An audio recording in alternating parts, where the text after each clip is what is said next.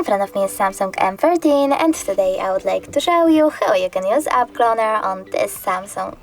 First of all, go into Settings, scroll down and tap on Advanced Features. Following that, you need to scroll all the way down and choose Dual Messenger.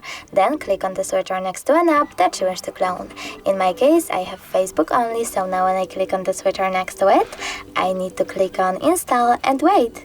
You can also click on this switcher next to Use Separate Contact List if you wish to enable this feature.